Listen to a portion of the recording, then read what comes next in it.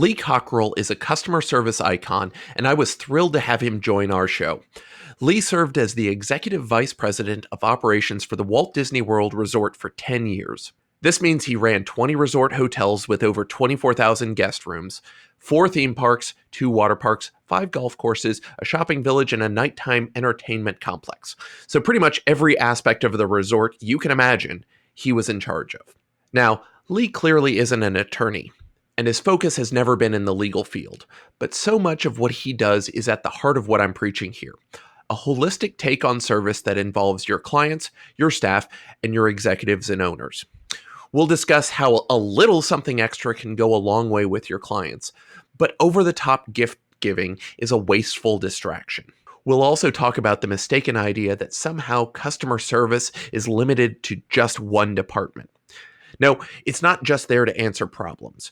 It's how we deliver, and limiting it to just problem resolution means that we're doing nothing when everything goes right. That just doesn't make any sense. Lee's got decades of experience and an easygoing way of discussing and thinking about integrated service techniques. He understands the true value that service can bring a company and how happy customers make for easier business and bigger bottom lines. All of this can and should be translated to you and your firm's overall approach to service. I'm really excited about this interview, so let's get to it.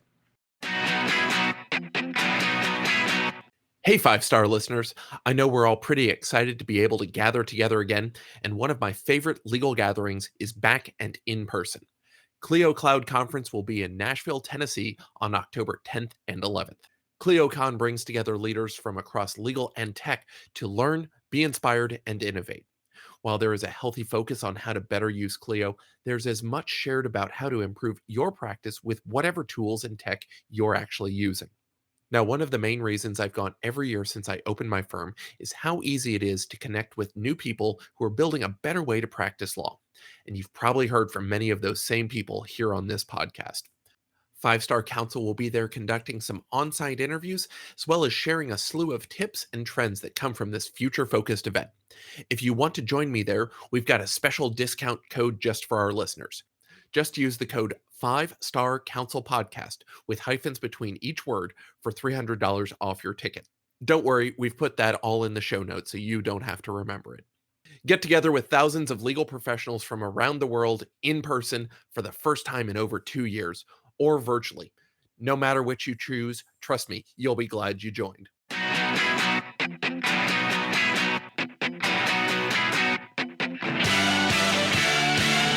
I'm John Strohmeyer, and this is the 5-Star Counsel Podcast. The market for legal services is shifting, and lawyers who don't adapt will be left behind. This podcast gives you a competitive edge in today's market by sharing the client service lessons you probably didn't learn in law school or in law practice. Let's start the show. It is so exciting for me to have you here on this podcast. I am, not only a Disney fan, but a service fan as well. I've been listening to your podcast. I spent the few minutes before we started gushing, and I want to save most of it here, but I am really excited to have you on to talk about client service and how we can create magic in professional practices. Well, thank you. It's good to be on. And there's a lot of work to do around the world with service. There is. I came from my background working for the Four Seasons, trying to bring what I've learned there to the lawyers who are good enough to listen. And I want to start with customer service rule number 1. Service isn't a department. This is one of the things that I just, it's like a nails on the chalkboard where people think customer service only means something's gone wrong. Everything else. And podcasting's an audio medium. Nobody can see you smiling big. I'm going to just give you the floor to just start talking right there. Yeah, well, it seems like every time you have a problem with service anywhere in the world, they want to transfer you to this customer service department, which 99% of the time turns out to be the customer aggravation department by the time you get finished. And I just always wondered, at Disney, we really are clear about every cast member has the responsibility to take care of the customer, and they have the authority.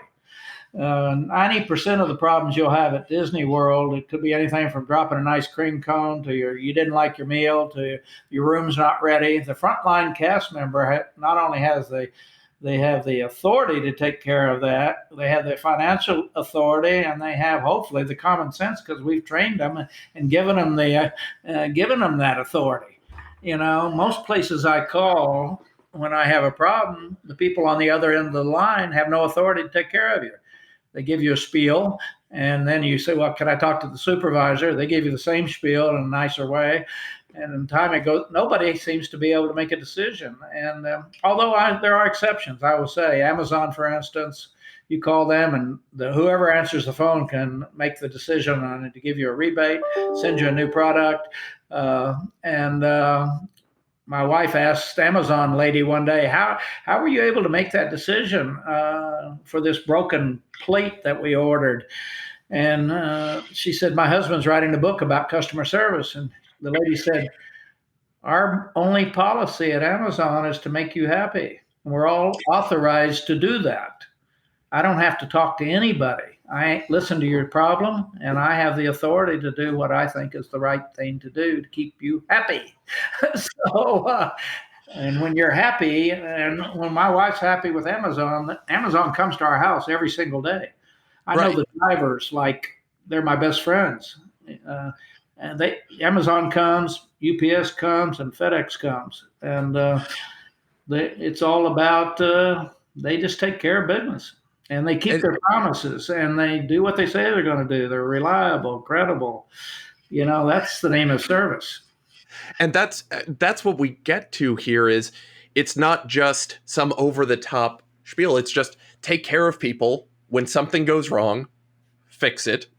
When I was at the hotel, that was my authority as well. Just don't escalate anything. Even when I was a front desk agent, if there's a problem, you solve it. We'll figure it out on the back end later. If you gave away too much money, we'll let you know, but we're not going to go take that back from the guest. Right. And it really was, if somebody's upset, at the very least, go buy them a meal somewhere while you sort it out. Actually, we found at Disney that the frontline cast members did a better job than the management because they just buy them a cup of coffee but when you do it quick, that's when the customer's happy. It's not like I got to find the manager and we'll send you over to compliance and our lawyers will be in touch. No. That's like the worst thing you can do. When you escalate it, it just goes from bad to worse. And everybody wants what they want, and they want it now. And so we're going to get taken advantage of a few times, but that doesn't matter. And that was one of the things that really, my 4 years with the Four Seasons, 3 of them as night manager. So I'd go in at 11 o'clock and leave at 9 in the morning. I saw, probably more than my share of people who could have taken advantage of us for any of a number of reasons. And really, you've got to trust not only your staff, but also the clients, the customers, to not take advantage of you. Yeah, and I think, that's built into the price already. Right. Don't worry about the ice cream cones and dinners and hotel rooms and all that kind of stuff. Play the long game, and that's what we do. We're looking for repeat business, and that's the most valuable thing we have is repeat business. And I would say probably Four Seasons. That's their most important thing is people want to go back to the Four Seasons. And so we don't try to win an argument. Our goal is to turn them around. And we said Mickey Mouse likes everybody that has a credit card. And our goal is to make you happy, so you're happy to give us that credit card. And, exactly. And so a few people take advantage of it. That's life. But you can't develop your own personality based around not trusting everybody in the world. And so it's an attitude.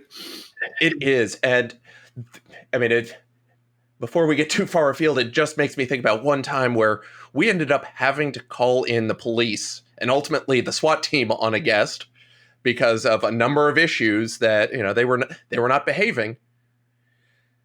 And as the police were filing out, the staff sergeant was there with me. He's like, "Why did you let her in?"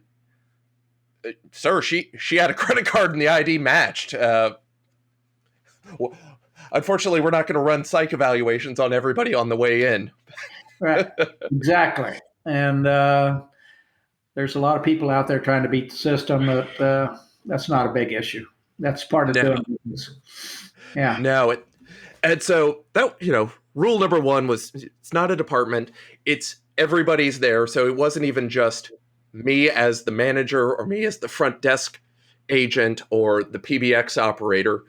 It really was, we've got to have everybody, even the guys in accounting who may never talk to a guest directly. absolutely. It's everything's connected.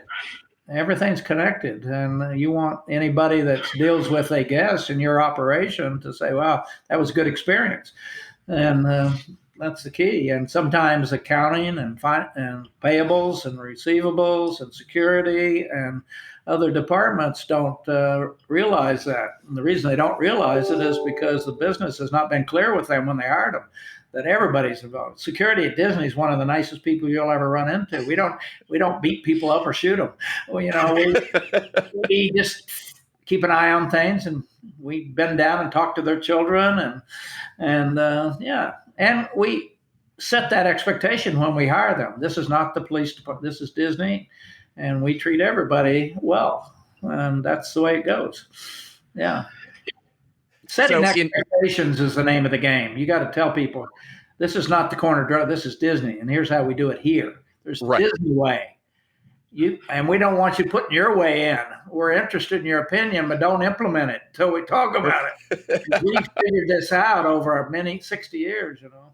Right. I mean, it's what, 50, the 50th anniversary of Disney World is coming up this year or in the next October year. 1st. Yeah, October 1st. In a month. And I'm not going to get too distracted on the park stuff right now, but the other rule that popped out from the book that I wanted to talk about, customer rule number 37, surprise them with a little something extra. What gets mistaken and what I hear too often is over the top gifts, shock and awe gifts. Send them steak knives, send them placemats. But at the Four Seasons, we didn't have a gifting policy, and if we did, it was something that somebody was going to be making anyway. The chocolate covered strawberries were made in house with chocolate we bought at bulk and strawberries we bought at bulk, prepared by a pastry chef who was going to do that in 10 minutes in between the rest of their work. But it had a great value to the guest. Now, Disney, it's all about being there for entertainment, pampering, and fun. Can you say a little bit more about, I'm keying off the little something extra, but it wasn't, here's your free ticket to the park for an extra day. No, if we find out a child is interested in something, the waiter, they're kind of trained to listen to that. We always tell our waiters, take the food order from the child, not from the parents. Bend down and listen to them, what they want. And of course, they always want macaroni and cheese, so we have to make sure we got that everywhere. But the little things are, a little girl likes Cinderella. Sometimes Cinderella might show up, and or she might get a little good night call or wake up call from Cinderella, or all the little teeny things you can do. Buying somebody a cup of coffee and being nice to people. Just going over the top on being nice. I asked my granddaughter what was the most important thing in customer service. She said, "Pappy, when she was 12, just be nice to people." And I was kind of like, that is something extra today because most people just don't do it. And bringing them something a little extra at the end of their dinner, like you said, strawberries or chocolate or a Mickey ice cream cone, or it doesn't have to be a big thing. But we did some research, and surprises, the brain acts different with surprises than it does with expectations. And if I say every time you come to my dry cleaners, every 10 times you get a Starbucks gift card, people get used to that. It's no big deal. But if I surprise you with something occasionally, the brain likes that a lot. Right. And, it's just I think the reason we're able to do it is because we don't tell the cast members how to do it. We just allow them to do it. You do what you think's the best thing, and you do what you need to do. And somebody forgets their phone charger, it's not unusual for a cast member to go to Walmart, pick one up, and drop it off at their hotel. And the person goes, "What?" And Yeah. they can't believe it, or it could be anything. We listen to the customer, and when we hear something that we can do a follow up with, of a little something, or a message, or an autograph from Mickey Mouse, or it's just all those little things. Yeah. Right. And the thing that I keep hearing again and again, it's little things. You're turning it into a high, you're leveraging a simple situation, but you're not spending 10% of their budget back at them. No, and we pay it when you pay attention to children, that makes parents really happy. I mean, there's nothing that makes parents happier than their kids being happy. and and we pay attention to the children, and we do little things for them, and that passes on to the parents. They're so happy to see, when you see your daughter smiling and she's happy, and they just gave her a balloon or something, that's enough. And the parents are, wow, this is the kind of place we want to come to. And then, of course, the children love it, and they harass you to take them back over and over and over again to Disney. But we don't do that to manipulate people. We do it to just so that their whole stay is just one nice thing after another happens to you. You get on the bus, and the bus driver gets everybody singing on the way back to the hotel late at night. Who Right. does that? Yeah, I've never been on a New York bus where they got us all singing and happy going down the road, but they do that. And bus drivers will give the kids a little driver's license, and security might give them a little badge, and engineering coming to your room to fix a toilet might give you a little plastic hammer or a screwdriver. Kids love to watch the guy fix the toilet. I mean, that's amazing. And so everybody can do little things. Everybody carries stickers with them because kids love stickers. Our utility staff that cleans the bathrooms know how to draw Mickey in water with a broom on the sidewalk, and it evaporates in a few minutes, but they can do it. And, I mean, it's just one little surprise after another as you go through your day. And it doesn't have to be like that, but it is that way. And people go, whoa, yeah. Yeah. And so, I mean, it just picking out, it doesn't even matter if it's the staff that's drawing the water drawings on the concrete. Are they trained to know, like, here are a few, here are 5 or 6 ideas, just whenever you've got a minute? How do they learn Actually, where they over can the pick up years, kind of they've the learned easy from each wins? other. They've basically learned from each other. They have ideas management will never have. I mean, they know maybe how they wrap a package and how they put the bow on and some little special. I mean, they learn from each other, and we publicize those too in a newsletter, what so-and-so did. And the other cast members read that and say, oh, I'm going to do that. We learn, I know what makes my wife happy, and those are the things I do. And I've learned those over the years, cumulative over time. And so you just again, I would say, allow your people to take care of your customers. As a lawyer, I mean, there's surprise. You could get up and go out and meet the customer, not have them brought into your office. You could get up from your desk, go around and sit with them. You could offer them, if they're, what would they like to drink, and have a wide variety of caffeine, not caffeine, water, whatever. Anticipating what different people's needs are and having that available. And, I just had a situation with a doctor who the young lady was getting, or the wife of a friend of ours was getting open heart surgery. And he called her in to talk to her about it and said it's going to be about a 3-hour operation. He's sitting behind his desk. 3-hour operation. She's there with her husband. And we're going to do this and that. And he explained all the technical parts of how this is going to go. And before they left, he came around his desk and he sat down in front of her and took both her hands Oh, good. Said, I want to tell you, I've done this a lot. Everything's going to go just fine, and I'm going to take care of you. Oh, my God. Would Exactly. Are the lawyers doing that? I'm a good. I've done this before, and you can count on me, and I'll be available when you call me, and I'll keep in touch with you. That is amazingly powerful. It is. And just making sure they know, one of the things I like to say, I do tax and estate planning. I don't go to court unless I know the outcome before I walk in. But clients don't come to me because they want a will or a trust. Like they know those words from, even having one before, Yeah, but that's not what they want. What they want is if something happens to them, they don't want to leave a mess for their amen. family. And knowing that, you know, I could give them a will or a trust, or I could train the bush out front to tell people what to do when they're gone. They don't really care. I mean, it'd be impressive if I could do that with the bush, but they're really just looking for the peace of mind to know everything is going to get handled, and that's what we're here for. Well, they need a lawyer, but they want somebody they can trust, and that they walk away and don't lose sleep over it. And Right.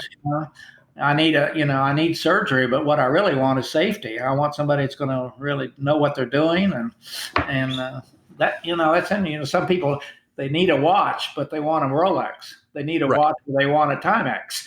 You know, both need a watch, but they need it for different. They want it for different reasons, and we've got to continue to understand what people want.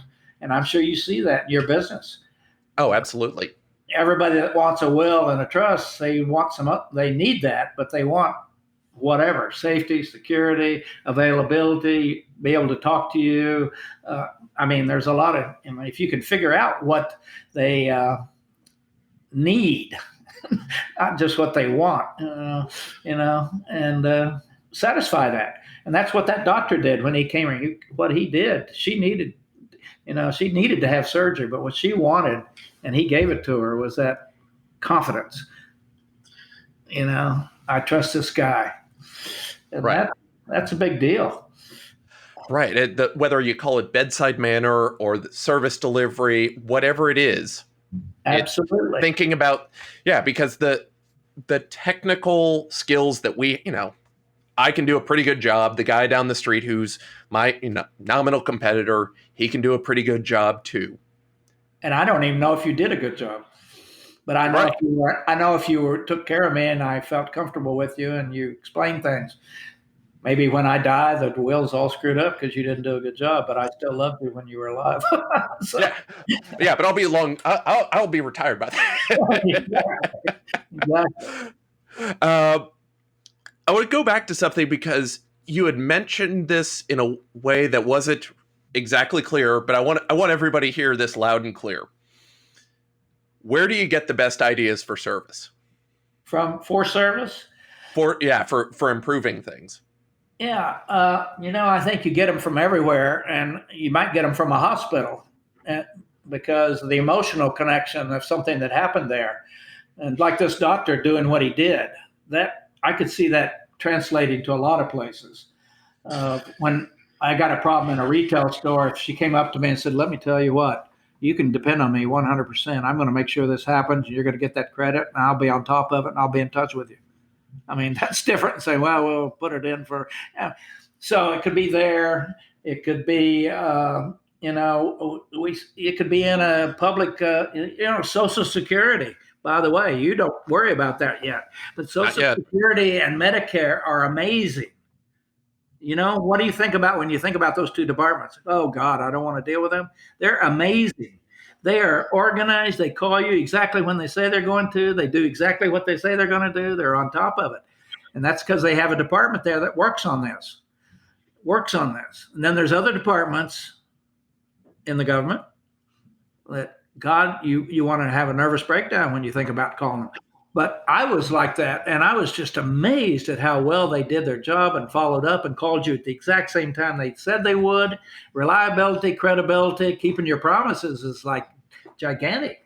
So when you see it in a place like that, you go like, gosh, it must be possible in a restaurant or a retail store when the IRS, now the IRS is, Oh, yeah.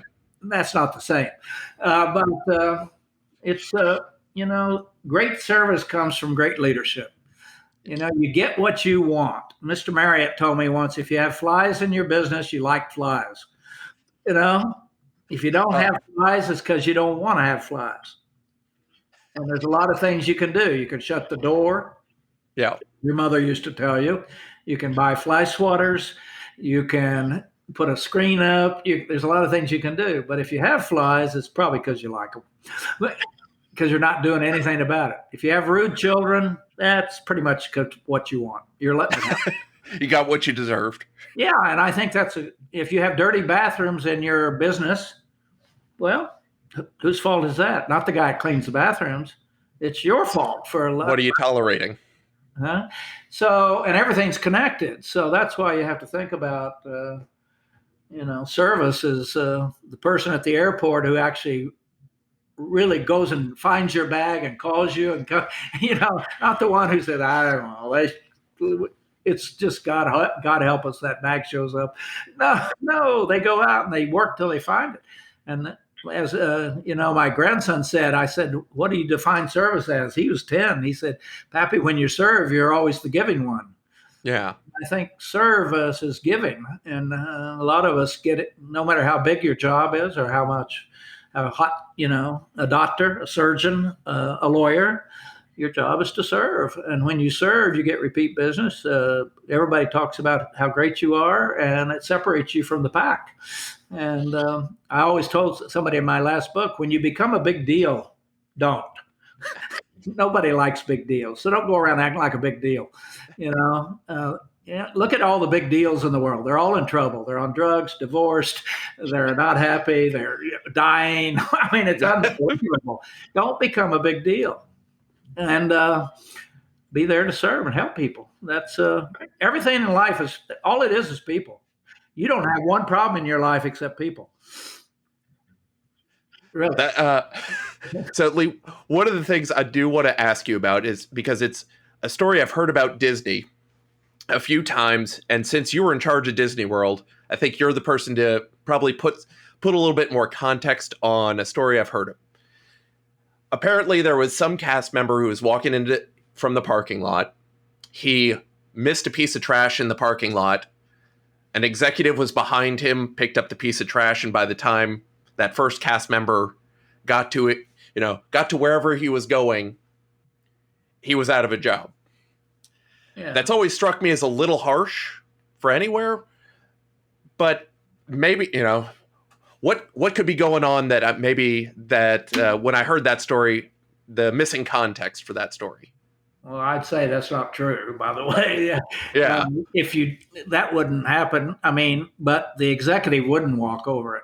And Right. Everybody that works there would be the role model that sends the right message that if I'm willing to pick it up, they are willing to pick it up, and they do.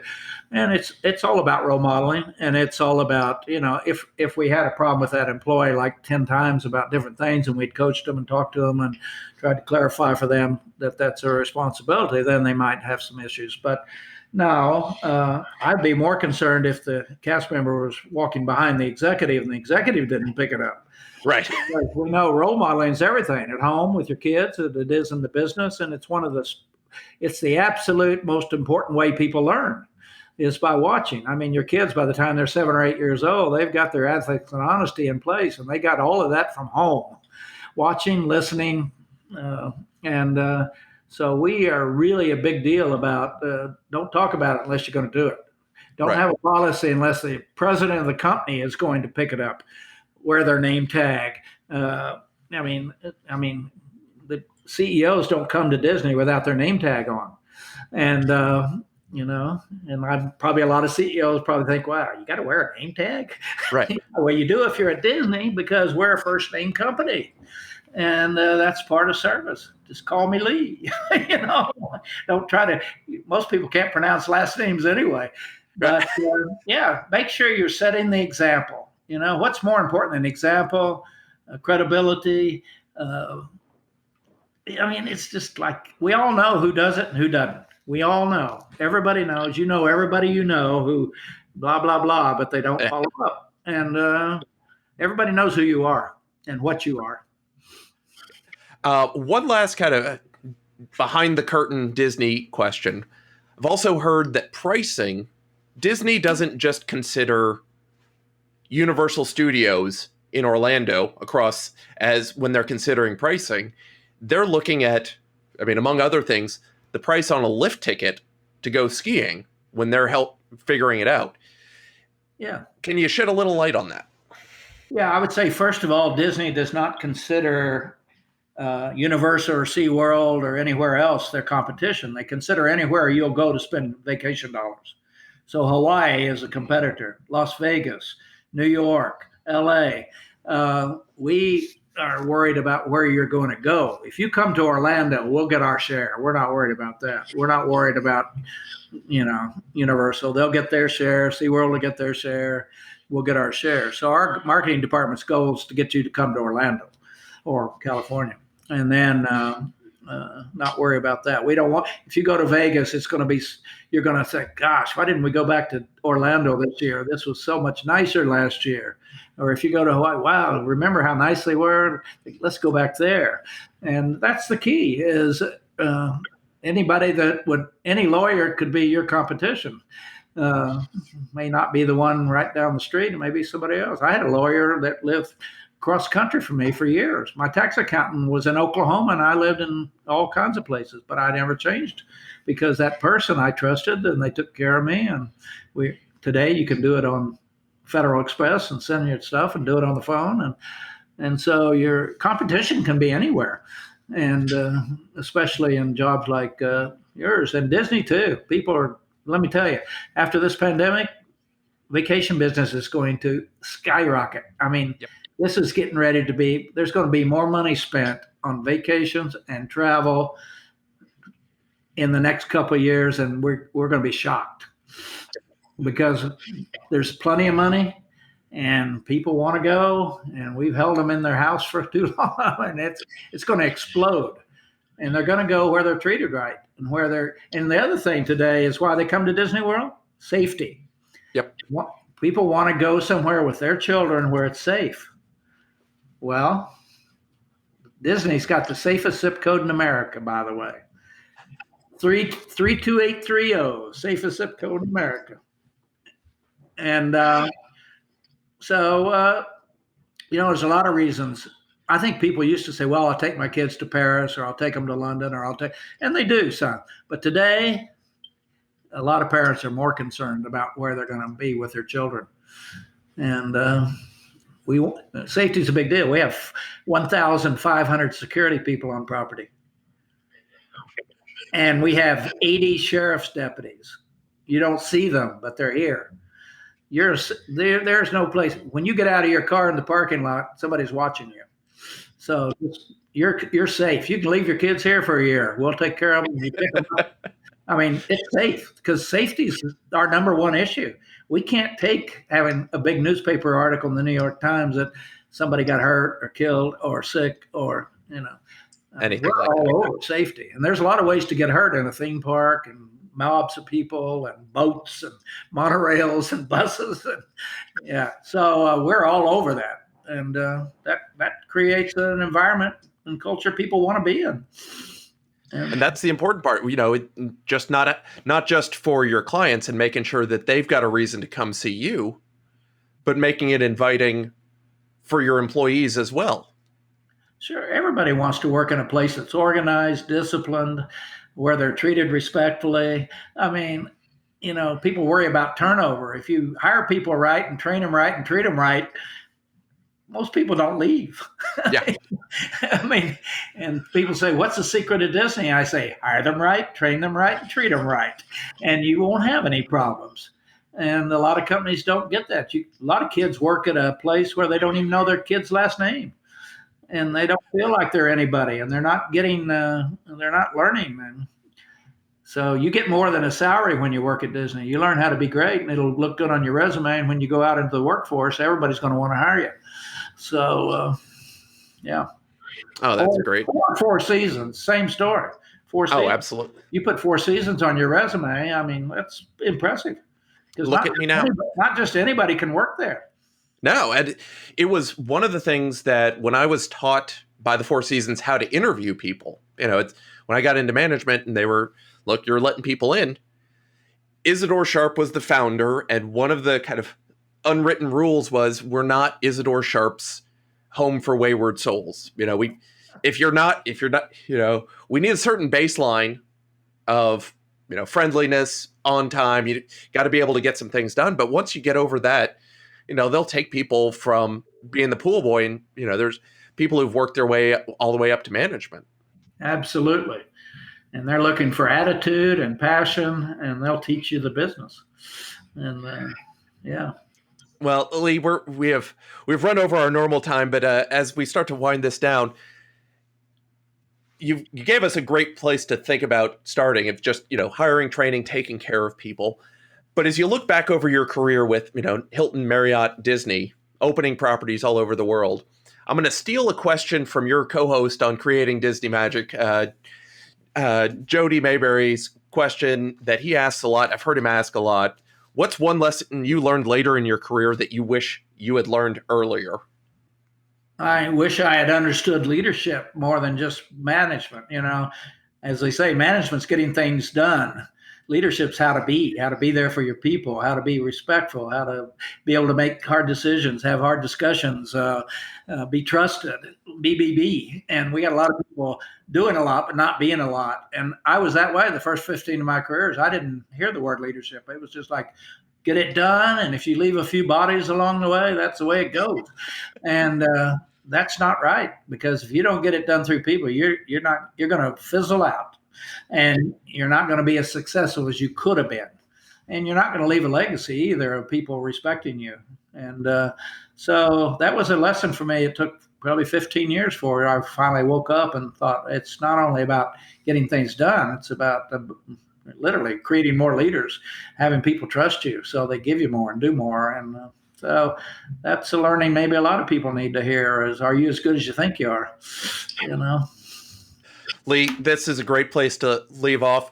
We're going to put a link to the Creating Disney Magic podcast so people can start getting more of your lessons direct from the source. Other than that, where can people find you? Well, my website, leecockerell.com, and I put everything there because I'm getting old. I might forget where it is, so I just put everything in one place. And on there is my Cockerell Academy. It's an online learning system, podcasts, blogs, books. We have a store on there if they want whatever. Videos of speeches I've given to give them a taste of style, if you will. So it's all in one place, leecockerell.com. Excellent. Lee, thank you so much for being with us. This has been a lot of fun. Good to be with you. Thank you a lot. Thanks so much for listening. You can find more info on us and get your free white paper on client service at 5starcouncil.com. You can get in touch with me at john@5starcouncil.com. If you enjoyed the podcast, please subscribe wherever fine podcasts are found and leave us a review wherever you can.